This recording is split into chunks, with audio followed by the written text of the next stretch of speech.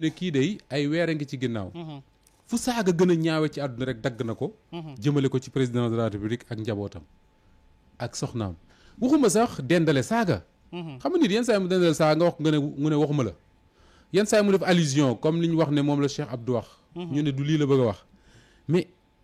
Pape Makhtar boo dégloo vidéo yi waa ji dagge saagay ndey jëm ci président de la république yow da ngay waar ci yàlla loolu kenn xalaatul sax di ko saaga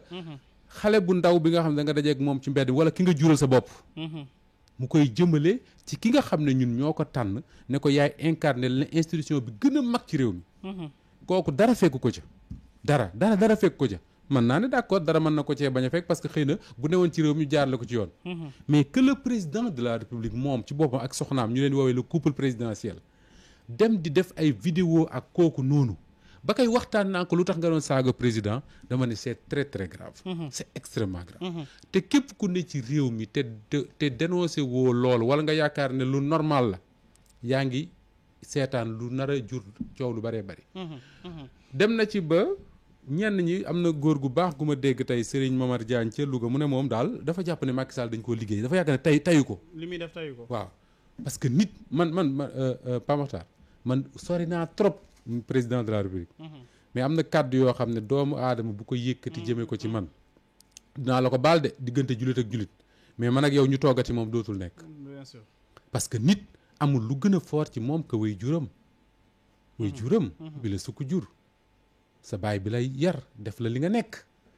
nit taxaw daggal ko saaga yoo xam ne fa mu gën a ñaaw fa la ko tibbee di ko teg ci yow saaga na ko accusé na ko ci lu matul at nga taxaw di photo ak moom di selfie ak moom dama ne réew moom ku fa jàpp Cheikh Bara Dolly Mbacké yóbbu ko kaso parce que dafa wax waxu ñàkk teggi président de la République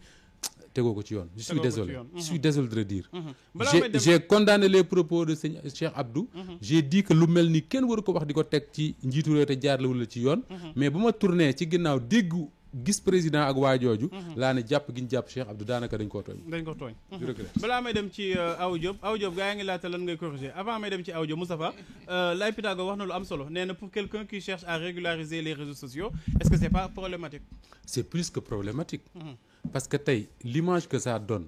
mooy yéen ñi ne ci réseaux sociaux yi su ngeen bëggee xëy na ma photo ak yéen ànd ak yéen waxtaan ak yéen def selfie xaw ma nu ñu koy waxee noonu saaga leen ma bu dajee pare ñu ma réglé ko ak ni ma réglé ak waa ji